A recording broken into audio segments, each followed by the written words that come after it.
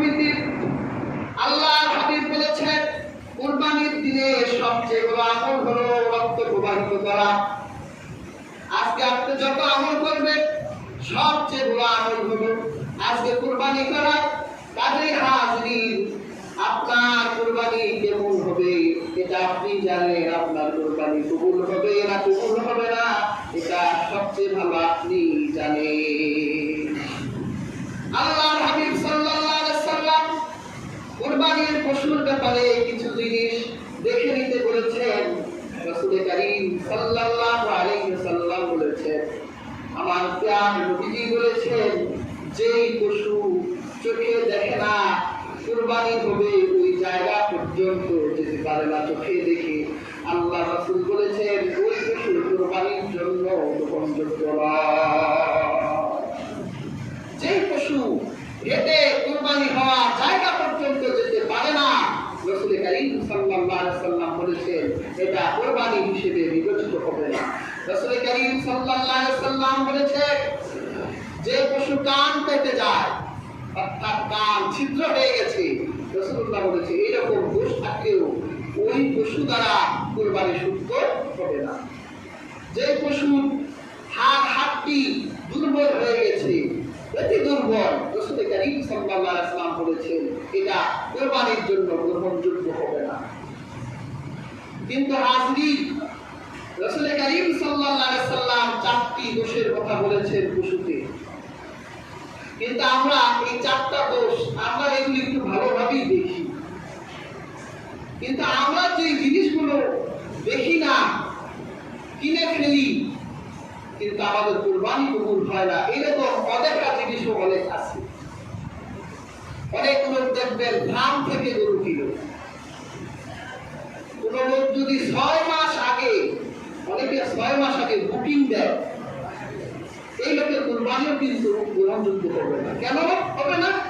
কারণ এখানে বাইকে গলার আছে, এটা বাইকে ফাঁসে ফেকাহের ভাষায় 6 মাস আগে আপনি বুকিং দিয়েছেন, এটা তো 4 মাস পর হয়েও যেতে পারে। তো তখন আপনাকে যদি সে আরেকটা দেয় ওটা আপনার মন মতো না হলেই তো আপনার কুরবানি আর কবুল হবে। কাজে এই বুকিং দেওয়া বন্ধ করতে হবে। আপনি নগদ পয়সা নিয়ে খামারে গিয়ে নিজে দেখে কিনে নিয়ে আসেন, সমস্যা নাই, কিন্তু বুকিং দিয়ে ক্রয় করলে আপনার কুরবানি গ্রহণযোগ্য হবে না। কারণ হলো এখানে এটা বেঁচে থাকার কোনো গ্যারান্টি থাকে না, এটা অসুস্থ হয়ে যেতে পারে, তখন আপনার মনের মতো হবে না। তারপর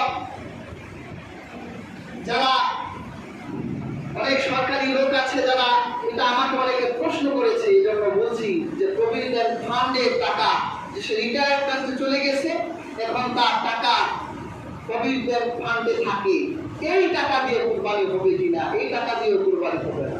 কারণ এই টাকার ভিতরে মুনাফা থাকে, সুদ থাকে, প্রত্যেক মাসে মাসে এটার সাথে ইন্টারেস্ট যুক্ত হয়, এই জন্য এই পয়সা দিয়ে কুরবানি হবে না। কুরবানির জন্য নিঃশর্ত হালাল অর্থ প্রয়োজন, যে হালাল অর্থের দ্বারা আপনি কুরবানির পশু ক্রয় করে জবাই করার সাথে সাথে আমার আল্লাহর কাছে কবুল হয়ে যাবে। সুবহানাল্লাহ। কুরবানির পশু শুধু গোশতই আমরা খেতে পারি, আর কিছু খাওয়া যায়? রক্ত খাওয়া যায়? রক্ত খাওয়া হারাম, চামড়া খাওয়া হারাম, পশম খাওয়া হারাম, শিং খাওয়া যায় না। এগুলো কিন্তু বৃথা যাবে না। হাদিসে নববীতে এসেছে যে কিয়ামতের দিন কুরবানি দাতা সেই পশুগুলো আমার আল্লাহর বিশেষ এক জায়গায় জমা থাকবে। কিয়ামতের দিন সেই শিংগুলো, চামড়াগুলো, পশমগুলো, রক্তগুলো আমার আল্লাহর সামনে দাঁড়িয়ে বলবে, হে আমার আল্লাহ, আমার মালিক কষ্ট করে শ্রম দিয়ে আমাকে ক্রয় করে কুরবানি দিয়েছিল, আমার মালিকের শিং আল্লাহ আমার মালিককে আপনি মাফ করে দেন। দেখবেন সেই দিন কুরবানির পশুর শিংগুলোর সুপারিশ আপনার জীবনের গুনাহগুলোকে মাফ করে দিতে পারে। কাজে এই জন্য আপনার কি পরিমাণ শ্রমের পয়সা, হালাল পয়সা হওয়া দরকার। হাজিরিন, আমরা যারা কুরবানি দিচ্ছি নিয়তকে সহি করে পয়সাকে হালাল করে দিচ্ছি। সম্মানিত এলাকাবাসী, আর মাত্র 10 মিনিট সময় বাকি আছে। ইনশাআল্লাহ নির্ধারিত সময় দাঁড়িয়ে যাব। অতি সত্বর গোয়ালি মান্দা বাজার কেন্দ্রীয় জামে মসজিদে চলে আসুন। ইনশাআল্লাহ 10 মিনিট পরে আমরা জামাতে দাঁড়িয়ে যাব। হাজির কুরবানি দেওয়ার পর আপনি গোশতকে কি করবেন? কুরবানি দাতা পুরা গোশতটাই হালাল এবং পুরা গোশতটাই মর্যাদাবান। আমাদের দেশে এই বাচ্চাটা পিছনে পাঠাই দেন, অনেকক্ষণ ধরে অনুষ্ঠান করতেছে।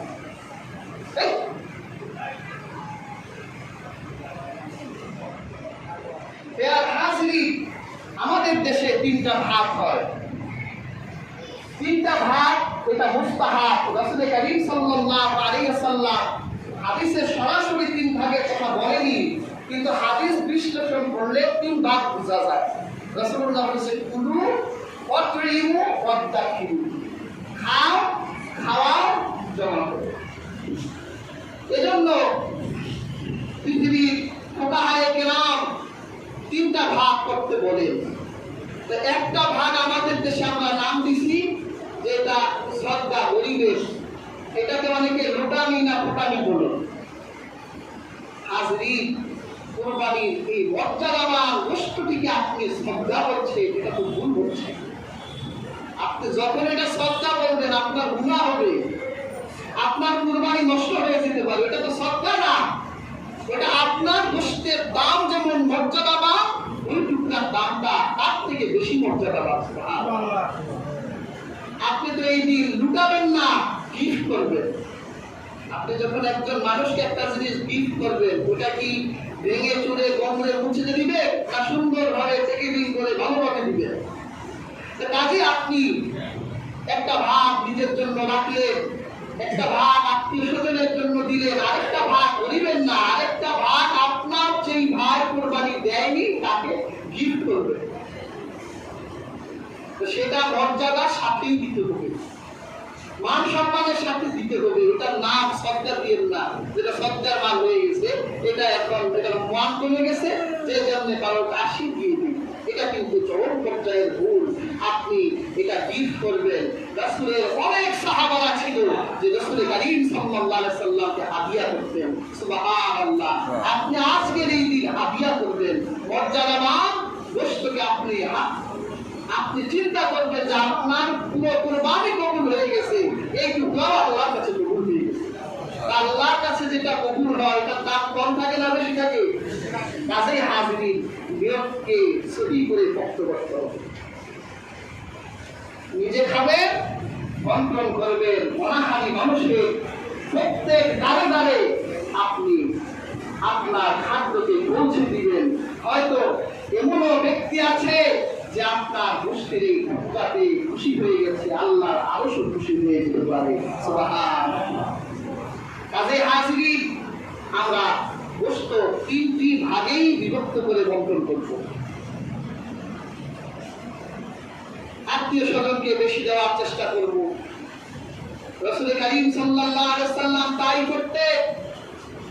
আমাদের দেশে দেখুন, আমরা হুজুররা সমাজের সবচেয়ে গরিব, কুরবানি দিতে পারি না। আর রাসূলের যুগে, আব্বাসীয় উমাইয়াদের যুগে আলেমদের এত কদর ছিল, রাষ্ট্রীয়ভাবে প্রত্যেক আলেমের জন্য যানবাহনের ব্যবস্থা থাকতো। বাড়ি থেকে মসজিদে আসবে তার জন্য মাইক্রো ছিল, ওটা তাকে আনতো, বাড়িতে ছিল। আর তার হাদিয়া যে কত উঁচু মাপের ছিল, তারা এমন কুরবানি করতে, তারা এমন হজ করতে, তারা এমন যাকাত দিত যে সমাজে দৃষ্টান্ত হয়ে থাকতো। ইমাম হুসাইন রাদিয়াল্লাহু তাআলা আনহুকে মুয়াবিয়া 10 লক্ষ স্বর্ণ মুদ্রা উপহার দিয়েছে। দাম কত? আর আমরা আমাদের জীবনে 20,000 টাকা করে হাতিয়া জীবনও পাইনি। আমরা তো আর কুরবানি দিয়ে সমাজে দৃষ্টান্ত রেখে রাখতে পারি না।